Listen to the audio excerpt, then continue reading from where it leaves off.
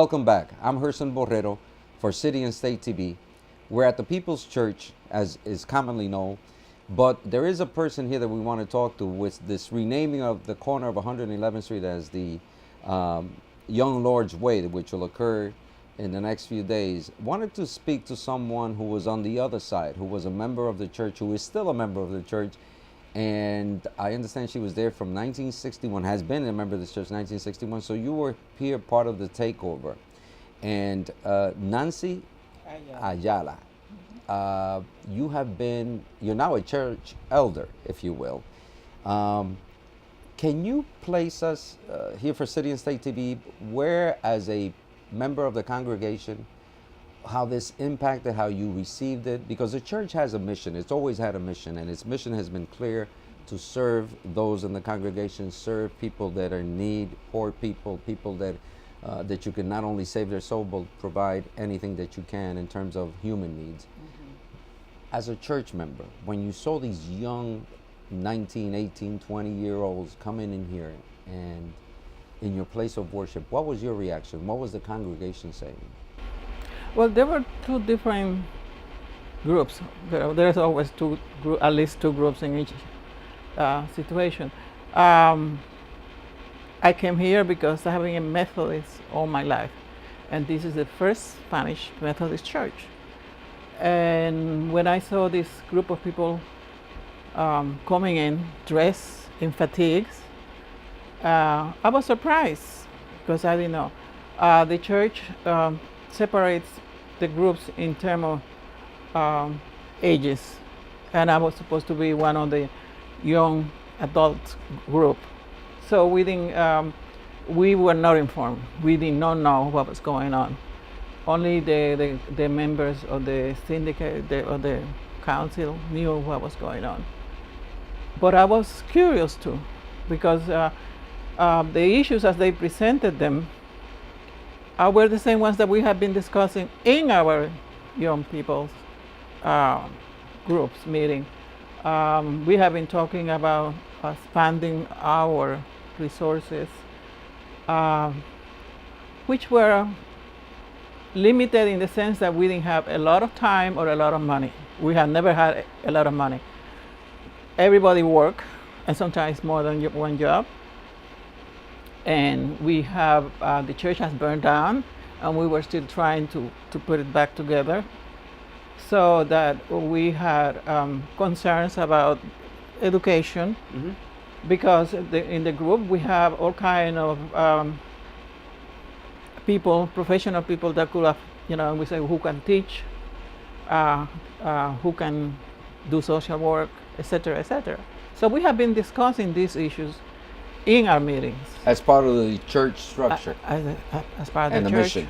Right, because the Methodist Church, the Methodist Church, that is one of the biggest traditions that we have had since the beginning of the Methodist Church, education and social work. So we wanted to expand on that in terms of what we could do. And so I was curious about them, and I approached them, and I went to their, they used to have a place in 110 Madison Avenue. Right. So we went to their offices and talked to them. And when things started to escalate, I wanted them to understand us and who we were, where we were coming from, because they didn't really know anything about us. And so we wanted to do that. And we had a meeting in my house. I was living in 115 and Fifth Avenue, the projects over there. And so we continued to talk to them. And the church, some of the people, especially the older people, were afraid. What were they afraid of? Of the way they look physically, or the ideology, or what they were trying to do? Both. Some of the people were afraid because I think it was a technique to intimidate, that they came into the church, which to us, the sanctuary is exactly that. It's a holy place, and they were dressed as soldiers. Okay? And so the message that we received was, we're ready for war. And we didn't understand that. Most of the congregation live in the neighborhood. They were part of the neighborhood. So they were living the things that they were criticizing. So we knew it because we had experienced it. Right. It was not that we were living in a different world and coming from a different community. We were part of the community. And we have to face all those issues constantly The issues that that these the young lords were talking about. were talking about. And they want to resolve. Right. But yet, and you were approaching it, but you had your own way of dealing with it, not the way that they were approaching. So, is it safe or responsible or accurate to assume that while the goals were the same in terms to serve all these different needs of the community, the way that you were going, it was two different paths? Right. And that's what was really, did that clash? Did that actually then make the takeover more difficult for you to accept as a church, as a member of the church? Yes, yes, because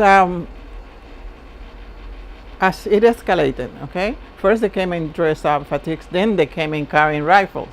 That was an insult, you know, and we were celebrating a specific and special day for us. You know, in that day we were making vows about how we were going to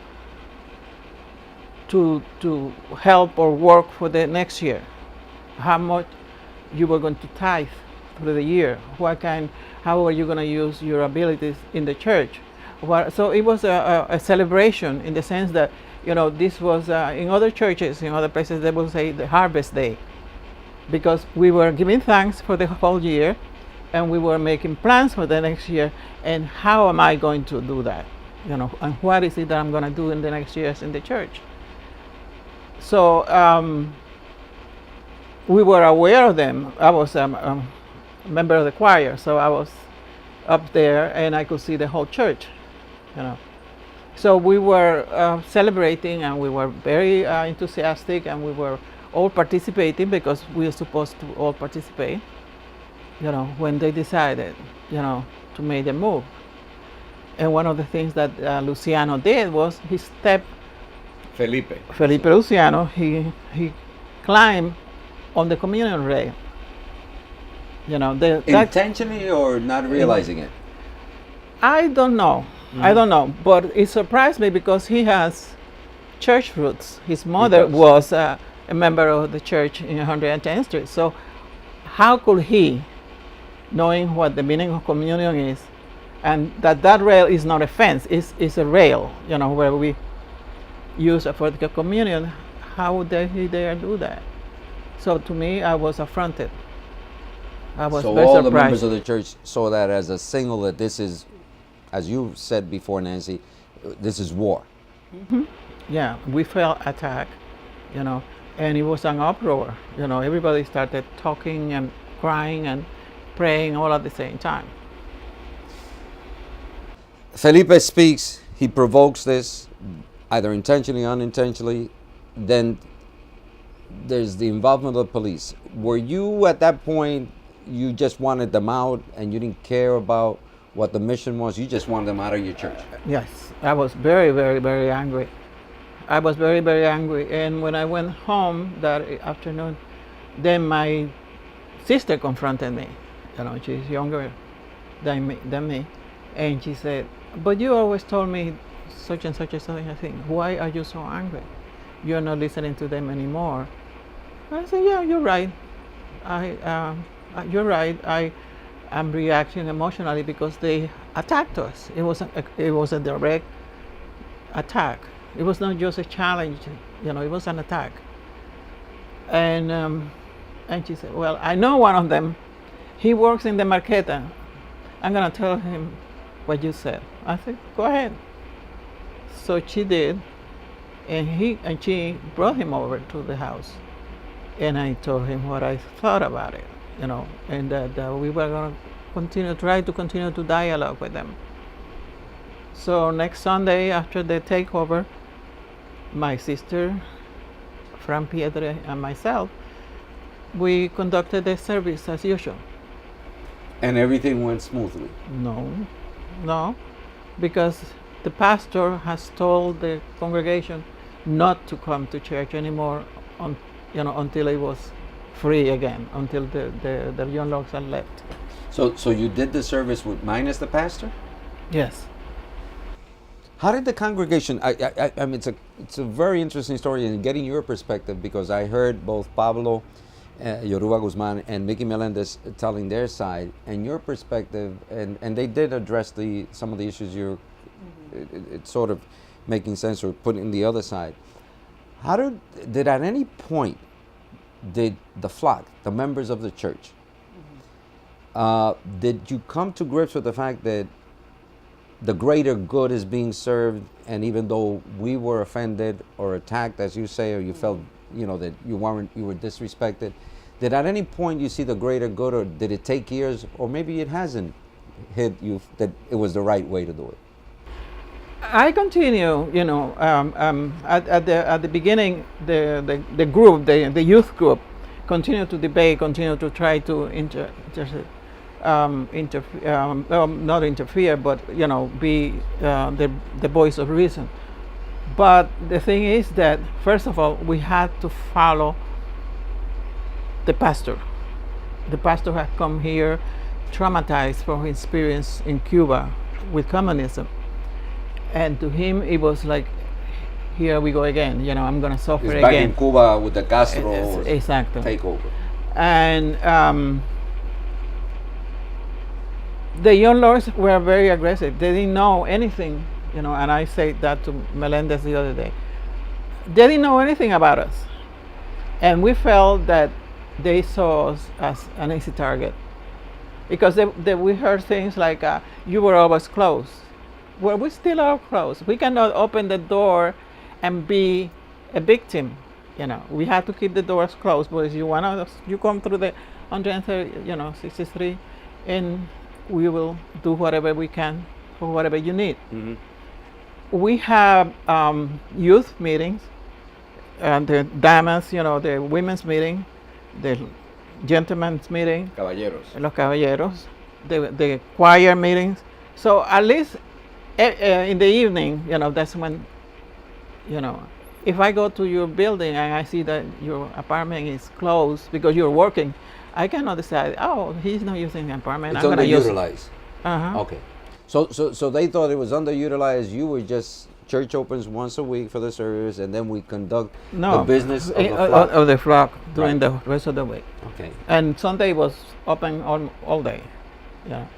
And we participated in all things because, like I mentioned, the traditions in our church, for the Wesleyan Methodist Church, are very strong, and we keep them all the time, And we could understand, or made them understand, that we could do all of that things that they were talking about, but using our methodology, not by using violence, or eliminating people. So it was a very traumatic experience. Who wants to come to church when the static police is pointing guns at us? What do you mean? At the flock? Anybody came in, was under their guns. From where? From the buildings? Or? From all the buildings rooftops. around, all the rooftops, and in the front of them. This is NYPD, Tactical Police Force, Yes. pointing guns at whoever came in for church. Okay. Right. So even as we came in and out of the building, there was this building, even as it is, it's over 100 years old, right? Mm-hmm. In a sense, we don't own it. The New York City Society is the representing the Methodist Church owns the building, but it is our responsibility to pay gas, electric bill, all like the mortgage, because we had a mortgage to repair it. This church has always been the first Spanish Methodist church, or it went through a transition? First, the building itself was Baptist church. Okay. And then we acquired it from them. Okay. Okay. Every little penny that people had that was extra that they were not sending to Puerto Rico or using to survive was invested here. So it was our home. It was our security. It was a place that we belong, that we can relax, that nobody was going to oppress us, except the young lords came and started oppressing. You felt oppressed by them. Oh yes, we feel oppressed. By Do you attribute that to their youth, the ignorance of youth, the daring, disrespect, or do you attribute to the fact that they were committed politically to get something done for the abuses that were systematic in by the government, by the neglect of the government? All of the above. all of the above, because they thought that they were right, and that they had the might, and because they were right and they had the might, that get out of our way, we're gonna do it our way, okay? And we don't want to listen to you, you know, and we don't want to have anything to do what you think, because in a sense you had the opportunity and you didn't do it. We didn't have any opportunity to do that. You were trying to do what you could. Right. Right. It just wasn't good enough for their. And they should know, you know, when you have two jobs, okay, you're getting minimum wages, and you have a family,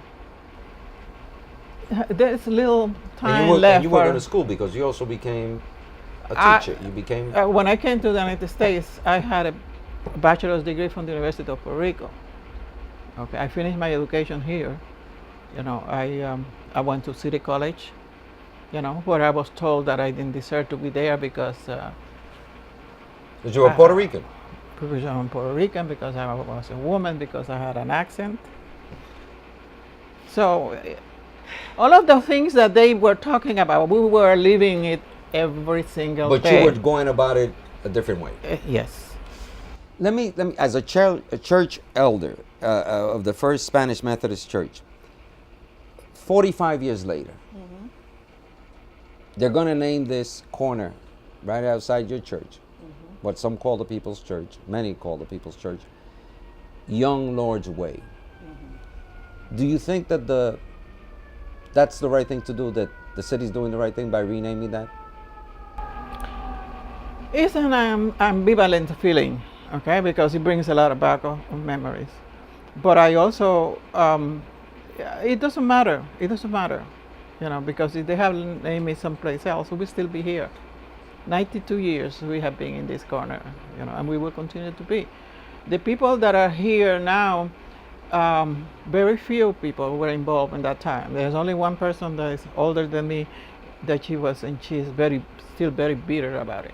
Okay, most of the other people don't even understand it because they read about it, or they leave it because they did it the second time, and A second takeover. a second takeover, which was worse than the first one, because in the second one the impact that we received was that they were bent in destroying everything that was us. You know, they destroy pictures, they destroy documents from the church, all kind of things. But the thing is that basically we believe the same thing. You know, we believe we had we have a daycare center. We did that, but the thing there is. We have an identity. We have an identity. This, like I started to say before, you know, this was like our home, the home that we could not buy because they would not sell houses to Puerto Ricans. You know, the home that we had left in Puerto Rico, and that we were going to go there because everybody Puerto Rican would say, "Oh, I have enough money. I'm going to save enough money. 6 months, I'm out of here." And many of them did. Many of the people from the church went back to Puerto Rico. They didn't want to come back to New York City, or they went to other churches. Because it was too painful. It was too painful. You cannot change your identity for what you are if you want to become a revolutionary. Our ideas are very revolutionary to begin with. Because how many people want to hear that Christ died for your sins? Whoa, I don't want to believe that. You know, that is a myth. That is right. So we are revolutionaries in that sense. But what we are offering is hope, is peace. You don't have to take a gun. You don't have to attack anybody. You all have to do is believe, right? And all of that was confronted by a very violent group of people that don't really knew us or wanted to or want to hear us. So there is a lot of remnants in the church But we are trying to deal with it because this is like a second generation group of people. Most of the people that were here are gone. When you say violence, I know that they hurt the spirit, they hurt your self-esteem, the church tradition, they disrespectful. Did they hurt anybody, any of the flock members, any of the church members? Not the first time, but yes, the second time. They physically, They physically hold hostages, you know, and intimidated, especially the secretary. Like she was an old lady, you know, that couldn't take any of it. She became very ill. She has to leave. but did they assault somebody? Did they? Not that I know of. Not that no, you know no, of. no. It Okay. was just So just the fact, the presence, the arms they brought in the second and the time? implication that they were going to do this Okay. because they were boys. Some of those things. Yeah.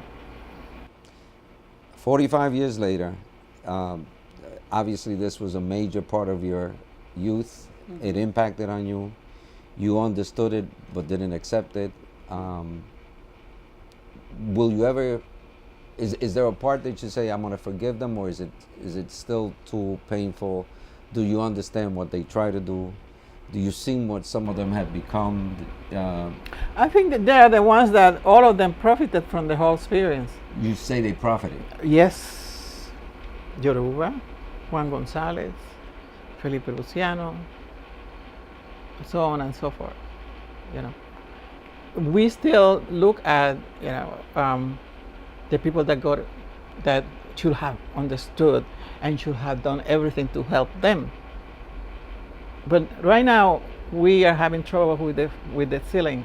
It's falling apart because it's a whole building. Right. You know, and we need money to fix that roof. We cannot ask anybody except ourselves. How are we going to help, the church? How are we going to build that roof that is going to be so expensive? So we're praying on it. But we cannot say to anybody, because we believe in this and that and that and that, give us some money. So we haven't profited from it, and people still say, it's the John Storch Church. It has never been the So it John bothers you Storch. when we say the People's Church. Hi. Yeah, it bothers me when they say People's Church. It's open to all people, if you go there, there's a drunk man sitting there in the bench. He's a Mexican. He has a lot of problems, and sometimes he gets roaring drunk. And you bring him in. No, he knows that he can knows. come anytime. He just came As a in, say hello. sanctuary. And he's just sitting there taking a nap. Okay? So even as a little as that may mean to somebody else, to him it means a lot. We have the lunch or dinner that we served. We have all the other meetings that we have. We help anybody that we can. The money comes from our pockets, And this is the tradition, and this is what we believe, and we will continue to do that.